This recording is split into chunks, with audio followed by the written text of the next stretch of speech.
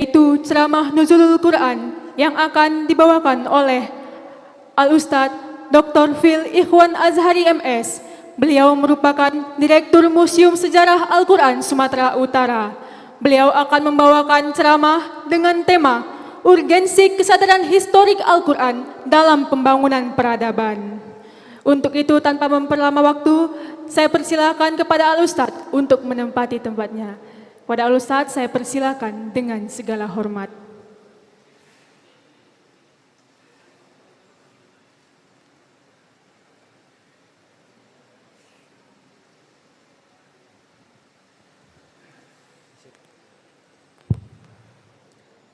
Bismillahirrahmanirrahim. Assalamualaikum warahmatullahi wabarakatuh.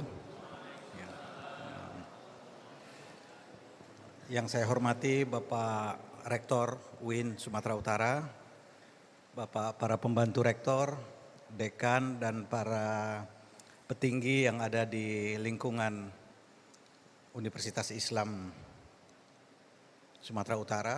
Yang saya hormati Bapak dari Kemenak tadi, Pak Saragi, yang Al-Quran dari Mushaf dari Simalungun tadi sudah disebut Pak Rektor, ada di sana, nanti saya akan menjelaskan. Saya hormati Pak Ketua Majelis Ulama, Prof. Hatta, Bapak Ibu sekalian yang saya tidak bisa sebutkan namanya satu persatu. Benar yang dibilang oleh Prof. Syahrin, saya sebetulnya sungkan untuk bicara di depan majelis yang sangat mulia ini. Karena pengetahuan saya tentang Al-Quran itu jauh di bawah pengetahuan Bapak Ibu sekalian yang ada di sini. Saya katakan saya hanya pemulung peradaban, pemulung ceceran-ceceran, lembar-lembar peradaban yang terserak di sana sini. Hanya itu keahlian saya. Dan walaupun saya disebut-sebut filolog, disertasi saya lebih banyak mengungkap naskah-naskah Melayu. Jadi tidak filologi dalam artian teks-teks Al-Quran. Saya mohon maaf, saya sebetulnya harus melihat apa namanya, bicara di depan. Tapi saya ingin mengatakan bahwa saya ingin menjelaskan karena pengetahuan saya perjalanan sekitar 1.300 tahun naskah di bawah tulisan tangan Al-Quran yang semula ada di pelepah kurma, ada di kulit hewan, unta, atau di tulang hewan. Yang terserak di sana. Bagaimana dia sampai ke Indonesia? Perjalanan apa yang dia ditempuh sehingga dia sampai kemari? Parian-parian apa yang ada dalam perjalanan 1.300 tahun Al-Quran ketika turun dan kemudian menyebar sampai kita sekarang ini? Kemudian apakah dia hanya ada di kertas? Tapi dari awal kan dia hanya di pelepah ya, ada di tulang. Saya ingin menjelaskan juga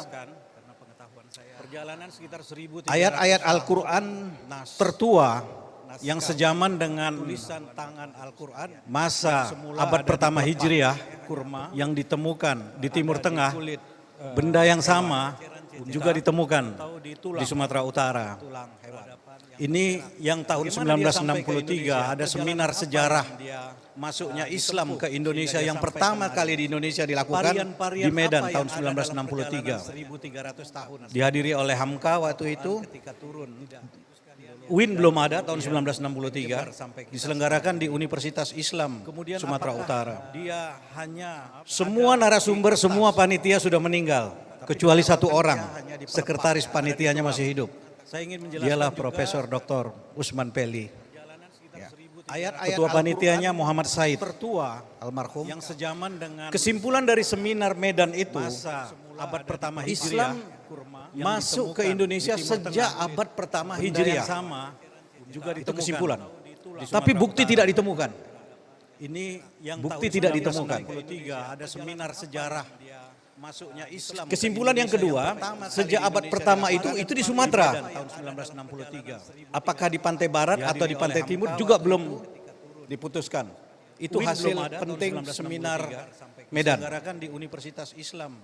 Dan dalam seminar Medan itu diupayakan panitia sudah dilakukan kajian-kajian lebih lanjut. Sekretaris dan Bapak Ibu sekalian, baru-baru ini nanti di sesi kedua nanti di bagian kedua saya akan menjelaskan temuan terbaru 2020 ya, temuan itu 2020. Jadi baru saja ya, sebuah jejak Islam dan itu Al-Qur'an.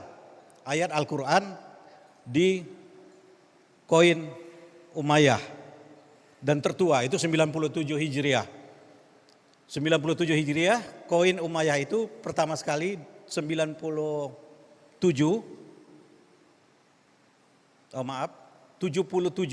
ini yang ditemukan 79. Nanti kita akan perlihatkan. Tapi artefaknya ada di sana. Itu ada saya bawa. Tapi pertama saya ingin menjelaskan dulu mushaf-mushaf yang ditemukan saat ini yang sejaman dengan Nabi. Sebenarnya dia lembaran Al-Qur'an, tidak merupakan mushaf yang utuh. Lembaran itu ada di Inggris, ada di Jerman, ya, tidak di Timur Tengah, tidak di Arab Saudi. Jadi itu di museum di Inggris.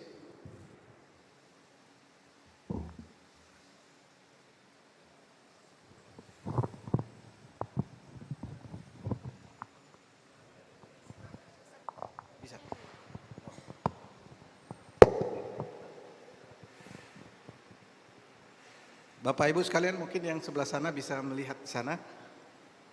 Ya, ini di Inggris ini sudah penelitiannya, ini tidak ada kolofon.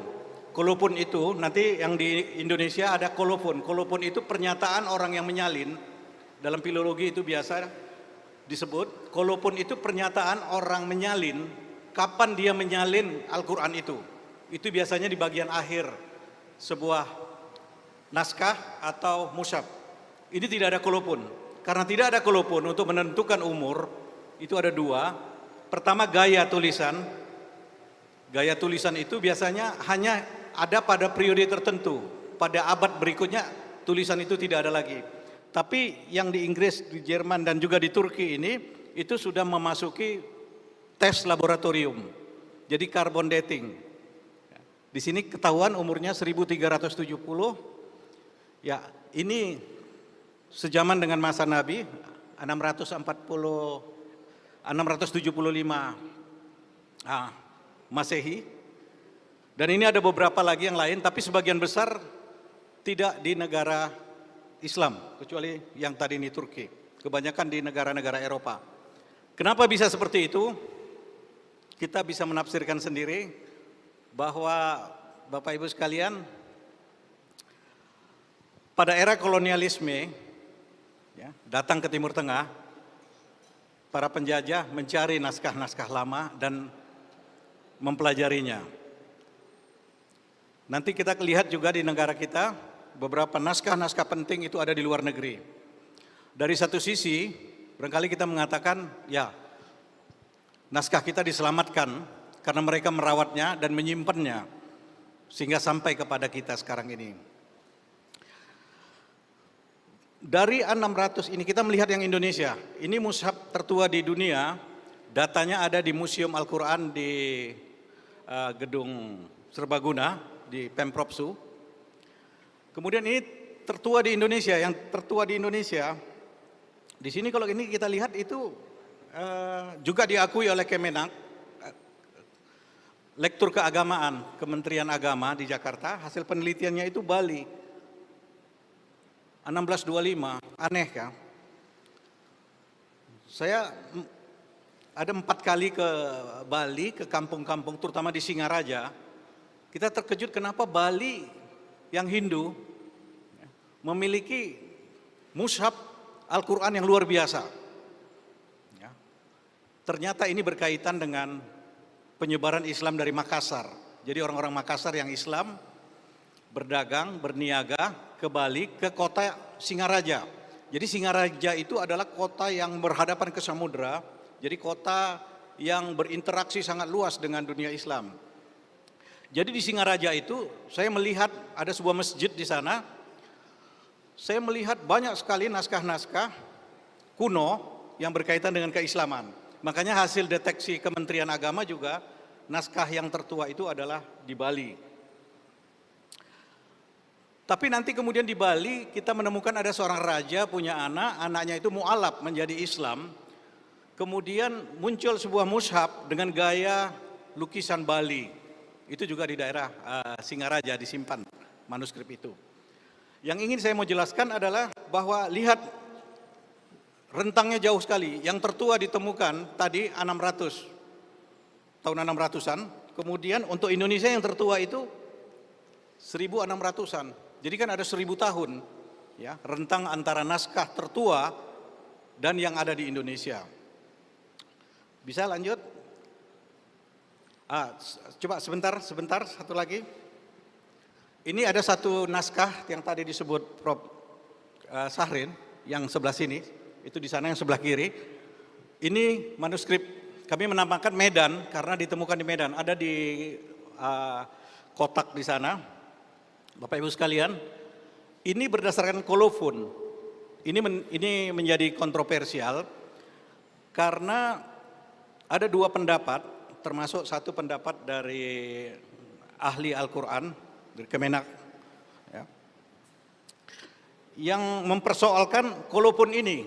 Kalau berdasarkan kolofon, yakni pernyataan terakhir dari Al-Quran, itu di sana nanti kami perlihatkan lembaran terakhir kolofon itu. Dia ada menyebut angka dan aja tulisan angkanya disebut. Di situ dibuat di sini tahunnya 1070 Hijriah. Jadi kalau berdasarkan inilah naskah tertua di Indonesia, ada di Medan. Berdasarkan kolofon.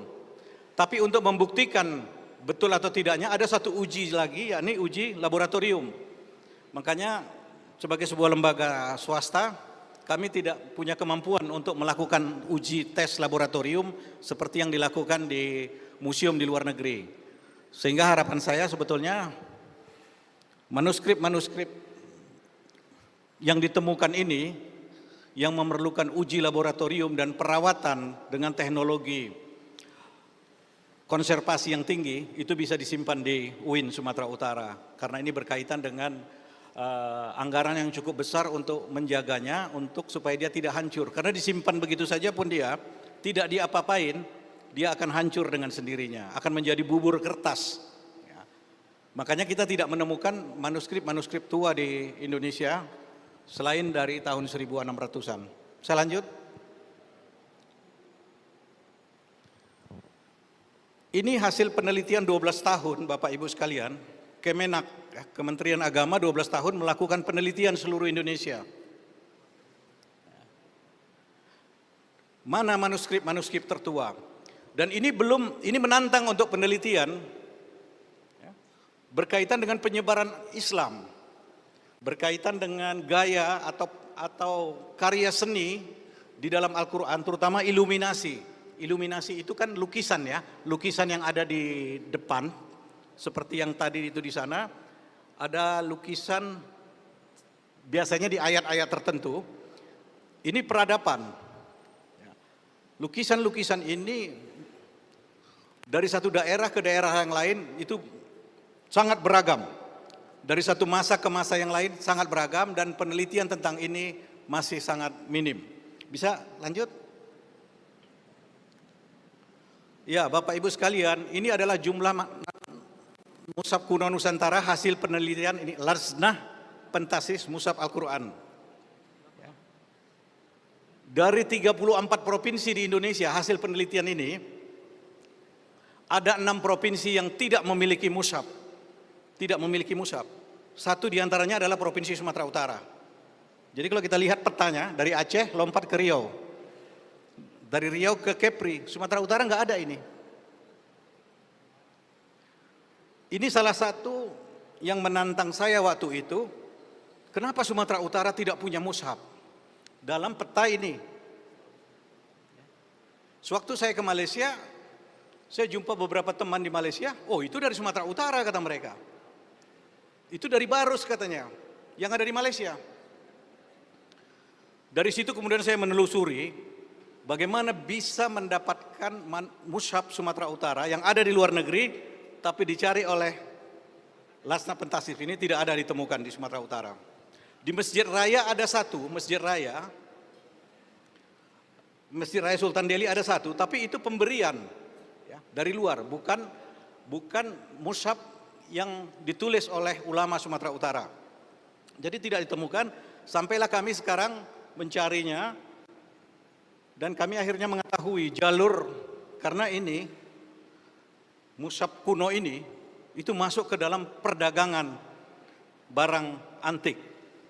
Ya, Bapak Ibu sekalian, jadi dunia internasional mencari ini, terutama Malaysia. Malaysia berambisi sekali untuk menjadi pusat manuskrip terbesar di Asia Tenggara. Jadi manuskrip kita ada banyak di sana, jalurnya dari Baros misalnya pindah ke Aceh. Dari Aceh baru nyebrang keluar.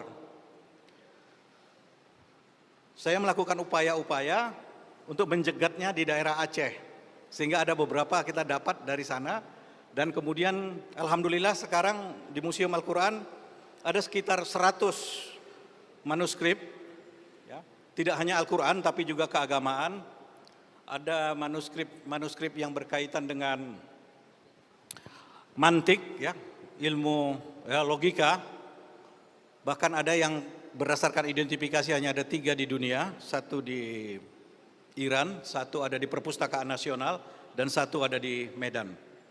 Bisa lanjut? Ya, ini kalau Bapak Ibu sekalian, tapi ini bukan bidang kajian saya. Ya, ini bidang kajian Bapak Ibu di UIN misalnya. Ini kalau ini tadi iluminasi, ini Melayu Pantai Timur, ini yang sebelah kanan. Ya. Dan sudah dikirim ke British Library. Kami data ini, dan mereka mengatakan bahwa ini memang gaya khas Melayu Pantai Timur Sumatera Utara yang sebarannya sampai ke Terengganu. Yang tengah ini Simalungun. Ini gaya Batak Banzi, itu ada nanti di sana, bisa dilihat. Ditemukan di sebuah kota kecil di Simalungun, di sebuah masjid yang tidak diketahui selama ini, ternyata disimpan di loteng. Ketika masjid itu akan direnovasi, mereka melihat, wah ini ada apa ini? Dan ini menjadi salah satu koleksi. Ini di Simalungun, Pak Saragih ya, nanti mungkin bisa melihat. Waktu MTQ kemarin, orang dari masjid itu datang ke UIN ini untuk melihatnya. Ya, ini dari, ini Jawa, gaya Jawa. Bapak Ibu sekalian, kalau kita lihat di sini, saya sudah menyampaikan juga ke Pak Rektor, ada ayat-ayat tertentu yang jumlah ayatnya tidak sama. Jumlah ayatnya sama, tapi titiknya tidak sama. Misalnya surat An-Nas, kan kita tahu itu 6. Tapi di sini 4. Coba satu lagi. Ya, di sini An-Nas itu cuma 1 titik. Terkesan 1 ayat. Ya. Di sini juga 1 titik. Itu ada di sana. Jadi surat An-Nas itu yang kita tahu 6, tapi di Al-Quran lama dia bisa menjadi 4. 4 ayat, 2, bahkan 1. Kenapa itu bisa terjadi? Itu tentu kajian dari ilmu Al-Quran. Ini ada beberapa contoh ya. Ini salah satu varian saja. Selanjut. Ya, Bapak Ibu sekalian, itu tadi tentang mushaf. Saya sekarang mau berbicara tentang koin. Ya, ini koin ini sudah sampai ke Sumatera Utara sejaman dengan masa Umayyah, abad pertama Hijriah. Ini cukup mengejutkan. Ini dunia dan ini merubah narasi tentang sejarah masuknya Islam di Indonesia. Ini dia, dan sini ada ayat Al-Quran di surah ini. Bisa dideraskan suaranya.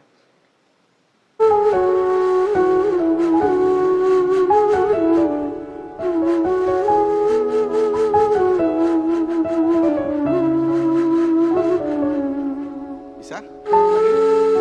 Ya, Bapak Ibu sekalian, ini Umayyah satu Abbasiyah. Yang Umayyah jelas itu nampak dibuat di Basrah. Artinya dicetak di Basrah.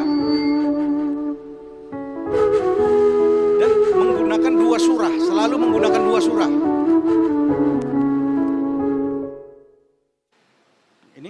Ya. Sama satu lagi, ada 2 surat selalu, coba satu berikutnya.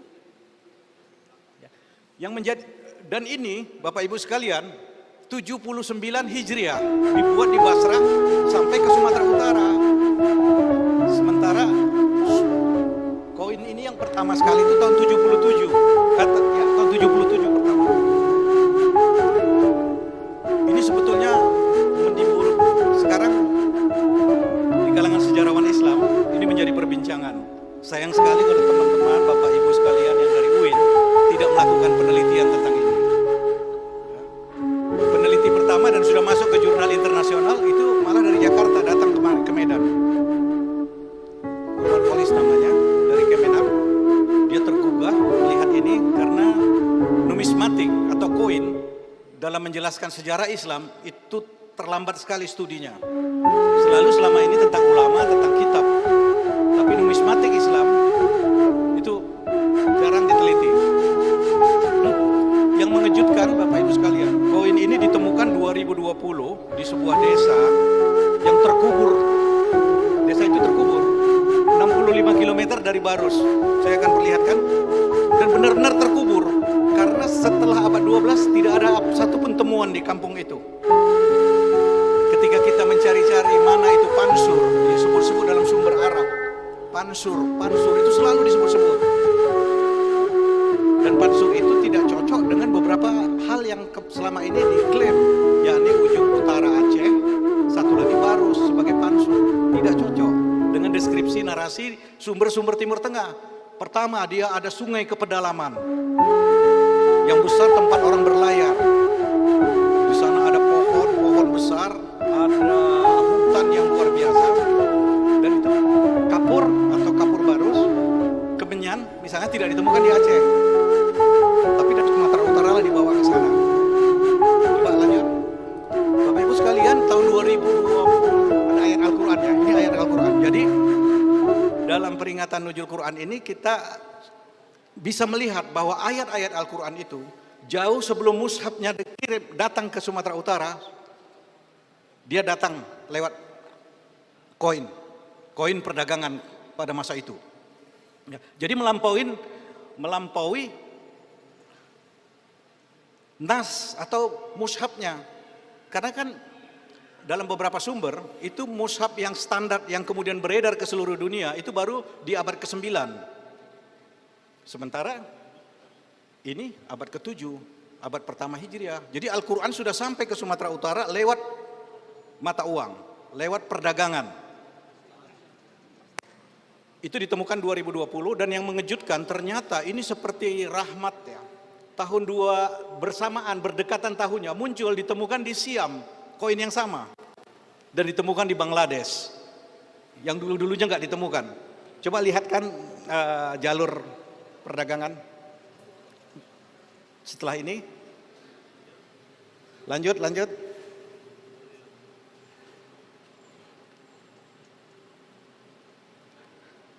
Sebentar Bapak Ibu sekalian, coba kembali dulu. Bapak Ibu sekalian, koin Umayyah ini yang dibawa itu di sana itu keluar setelah Nabi Muhammad wafat. Karena 77 Hijriah Nabi Muhammad sudah meninggal. Jadi Nabi Muhammad tidak pernah menggunakan koin yang tadi itu, yang itu di sana. Nah, Nabi Muhammad menggunakan koin ini, koin Sasanian, yang ini. Ya, ini sejaman dengan Nabi Muhammad. Anehnya Bapak Ibu sekalian, koin ini juga ditemukan di desa itu.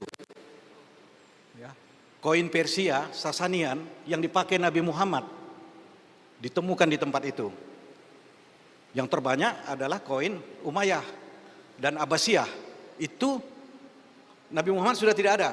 Jadi ini koin-koin ini bisa menjelaskan banyak hal.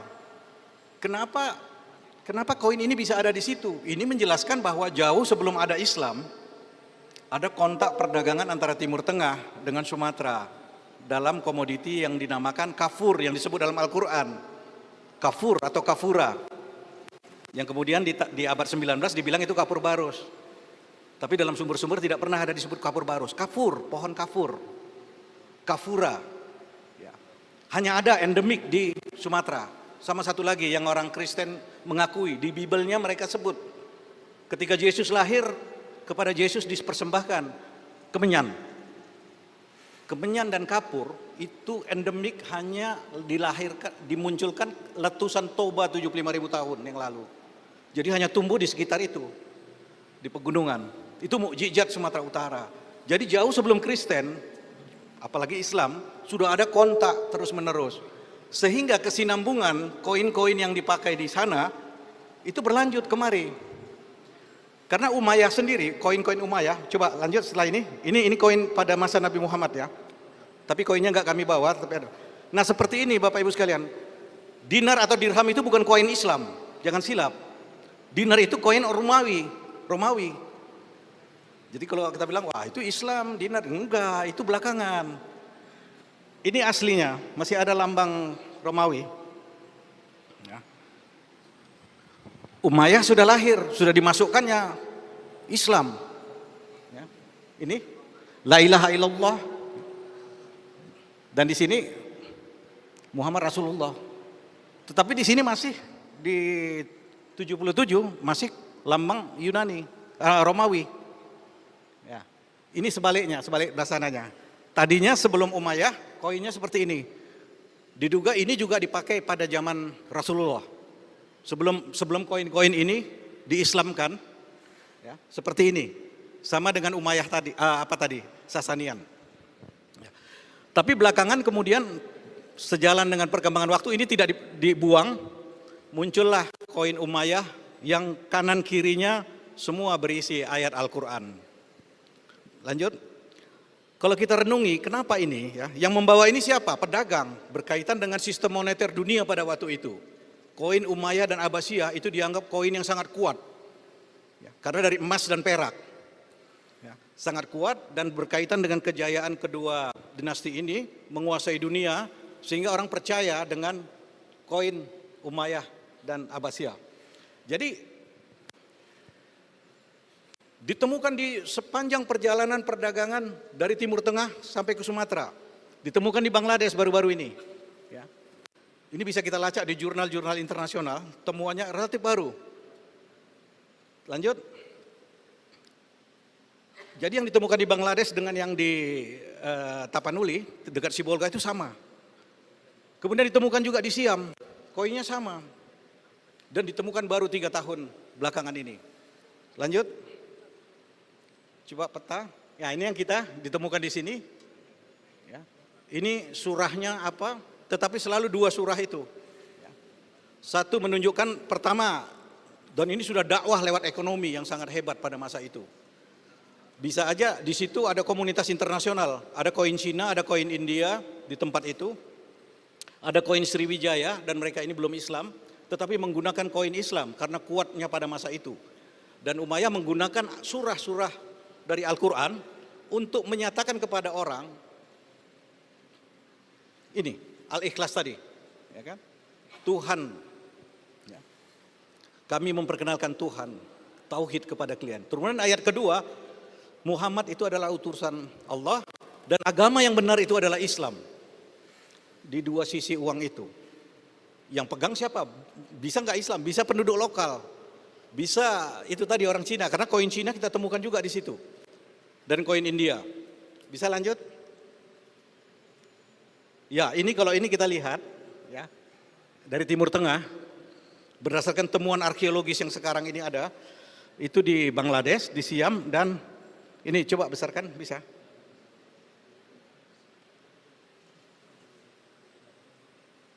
Ya, bisa dibesarkan. Di sini nanti nampak desa itu. Ya. Bangladesh, Siam, dan ini di Sumatera. Di 3 tempat itu dalam waktu yang bersamaan. Namanya Desa Jago-Jago di muara Sungai Lumut. Sungai Lumut itulah nanti coba peta berikutnya.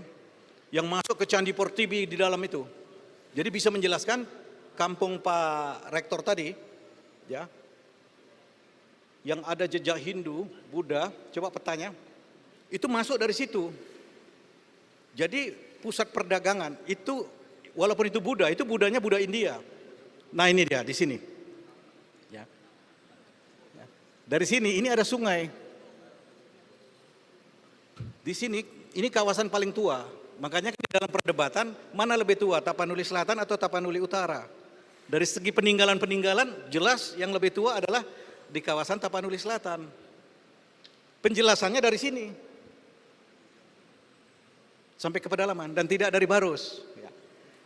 Nanti ini untuk menjelaskan juga Bapak Ibu sekalian, pada segmen ketiga nanti ada manuskrip Batak kuno yang dinamakan Pustaha.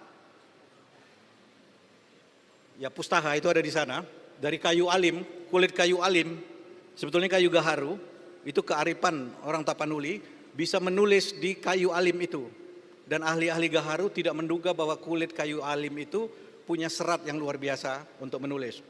Jadi di dalam pustaha mereka itu, coba lanjut, ini mungkin pada sesi yang berikutnya.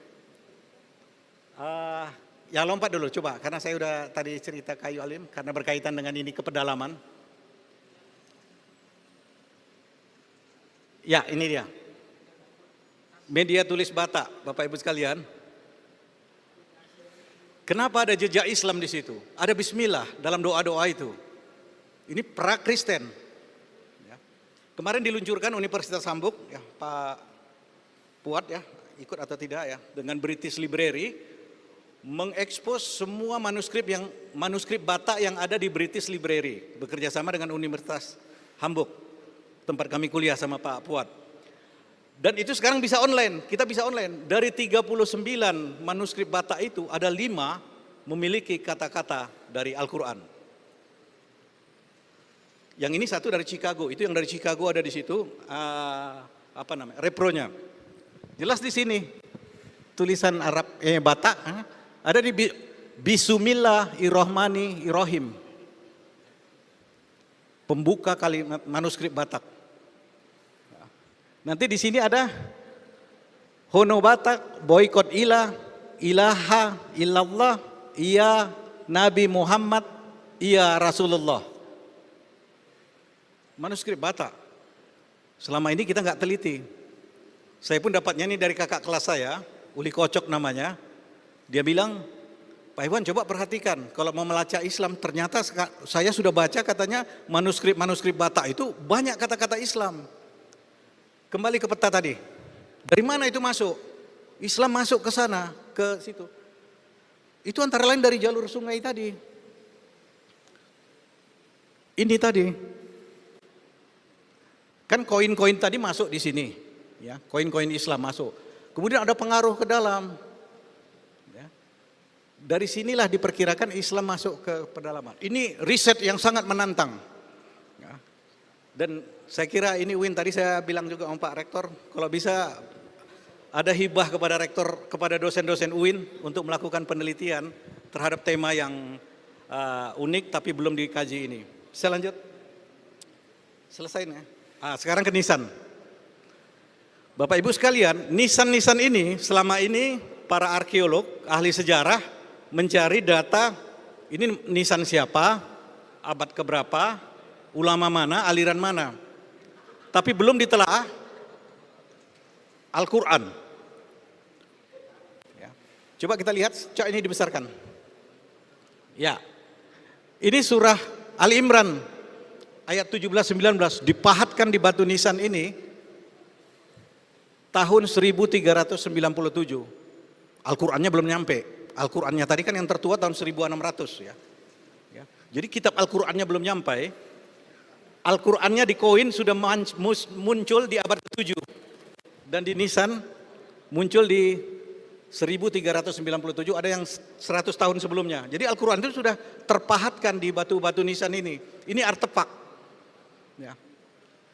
Ini kita lihat ya, Al-Imran dengan menyebut nama Allah yang Maha Pengasih lagi Penyayang. Allah menyatakan bahwasanya tidak ada Tuhan yang berhak disembah melainkan Dia yang menegakkan keadilan. Ini kalau kita baca, ini juga dakwah, ya, dakwah penegasan kepada bahwa Islam itu ada. Itu di batu nisan. Ini nisan Rukunuddin yang asalnya di Komplek Mahligai. Kalau Bapak Ibu sekalian mau meneliti, ini gampang, nggak usah ke Mahligai sana. Disimpan di Jalan HM Joni ini sekarang. Ya. Di Museum Negeri Sumatera Utara, ada di situ. Rukunuddin yang dibilang-bilang 48 Hijriah itu ternyata salah baca waktu itu. Waktu seminar Medan tahun 1963 udah dibilang Rukunuddin itu salah baca. Yang membilang siapa itu? Hamka sama Syekh Arsad Lubis yang bisa membaca inskripsi itu. Jadi ini ada di sini. Jadi kalau nanti pergi ke Barus ada apa namanya? Spanduk nisan Rukunuddin. Itu spanduknya aja yang ada di situ, tapi nisannya ada di sini. Ya, belum dikembalikan ke sana. Ya.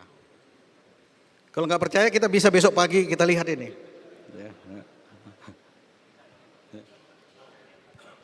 Dan itu jelas di situ ada bacaannya. Di sini ada bacaannya. Wafat tahun 800. Tetapi yang mau saya bicarakan di sini adalah nisan-nisan ini menyimpan ayat Al-Quran. Jadi pesan itu, dan itu jauh lebih tua dari masuknya mushaf Al-Quran ke Indonesia. Lanjut, ada satu lagi, nisan yang legendaris. Nah ini di Papan Tinggi. Ini legendanya kan juga abad pertama Hijriah. Rupanya setelah dibaca nggak begitu. Ini 14, ini mahdum. Tapi yang mau saya bicarakan juga di sana ada ayat Al-Quran. Al-Ankabut ayat 88. Segala sesuatu akan binasa kecuali Allah. Segala sesuatu akan binasa kecuali Allah. Ini untuk orang yang akan ziarah. Ya. Ini makam Syekh yang agung, yang amat mulia. Agama yang baik, seru sekalian alam, yang maha tinggi. Syekh Mahmud. Semoga Allah menyucikan jiwanya yang dikenang dalam tidur. Satu batu nisan tapi dua bahasa. Sini bahasa Arab, sebelah sini bahasa Persia. Cuman karena kita peneliti udah sampai Barus, udah ngos-ngosan naik tangga yang capek itu, sampai di sana tinggal foto-foto aja Pak, foto-foto selfie. Tapi sudah ada ahli epigrafi yang membaca ini dan ada 3 jilid buku Barus tentang Barus, 3 jilid, itu hasil kajian 15 tahun. Sayang buku-buku seperti itu tidak banyak beredar di kalangan teman-teman di UIN. Saya kira ini satu studi yang menantang. Bisa lanjut? Bahkan ada nisan punya literasi yang tinggi ini. 2 ayat ya. Ini juga di Mahligai, nisannya seperti ini. Ini yang mempunyai kerajaan, Al-Quran surat Ar-Rahman. Yang mempunyai kebesaran dan kemuliaan, surat Ar-Baqarah ayat 255. Dimasukkan kemari. Betapa banyaknya tafsir, analisis bisa dilakukan terhadap nisan-nisan ini. Lanjut, dan saya melihat yang di Aceh nggak sebanyak yang di Barus ayat-ayatnya. Saya nggak tahu apa sebabnya. Ini yang Aceh. Dari beberapa penelusuran saya nemukan yang Aceh, nisan Aceh. Ini abad ke-15, jadi tahun 1400-an. Inskripsi ayat-ayat Al-Quran dalam surat Al-Waqiah 7780 yang artinya sesungguhnya Al-Quran ini adalah bacaan yang sangat mulia pada kitab yang terpelihara. Tidak menjentuhnya kecuali orang-orang yang disucikan, diturunkan dari Rabbil Alamin, dipahatkan di sini. Ya. Nanti nama ulama yang meninggal itu di lembaran yang lain, di bagian yang lain. Ini aja kalau UIN bisa mengidentifikasinya, buku tebal-tebal bisa lahir. Ya. Sekarang nggak ada, dan ini akan terancam rusak ini, karena tergeletak aja di luar itu, kena hujan, kena zat asam segala macam, belum sempat diselamatkan. Jadi ini lebih banyak jatuh ke tangan arkeolog dan Indonesia sangat miskin arkeolog Islam. Ahli arkeologi Islam di Indonesia sangat minim. Dulu ada satu namanya Profesor Hasan Ambari. Setelah itu tidak muncul lagi. Di negeri yang begitu banyak jutaan pecahan-pecahan Islam, tapi ahlinya nyaris tidak ada. Saya lanjut, Bes. Ya, ini tadi sudah. Ya, ini ada satu orang Aceh. Ya. Tapi dia orang Arab, sebetulnya keturunan Arab, Abdul Raub Singkil. Ya, yang menulis, yang membuat tafsir Al-Quran pertama kali dalam bahasa Melayu, 1675. Kitab dia ini menggunakan bahasa Melayu, dipakai di seluruh Nusantara, dicetak di Mekah. di Mesir, juga di Turki, baru belakangan di Malaysia, di Singapura, di Thailand, dan di Indonesia. 300 tahun bertahan. Ini manuskrip ini 1675, jadi ini sangat menarik, dan yang menyedihkan, bahasa Melayu, tapi belum dialih aksarakan. Ini satu hal yang menantang juga, yang kami akan bicarakan juga dengan Pak Rektor, bagaimana mengalih aksarakan kitab bahasa Melayu ini ke Latin. Saya lanjut. Ya, ini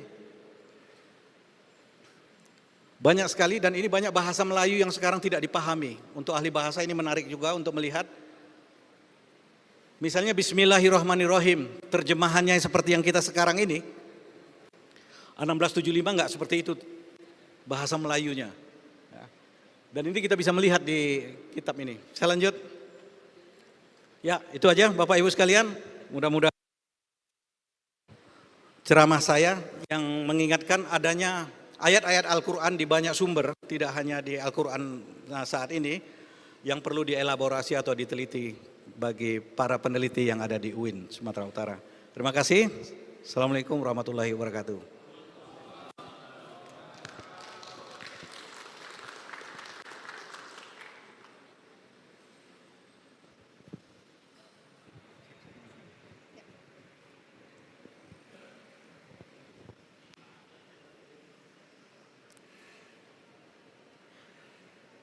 Terima kasih kepada Al-Ustadz Dr. Phil Ikhwan Azhari MS yang telah menyampaikan ceramahnya mengenai urgensi kesadaran historik Al-Quran dalam pembangunan peradaban.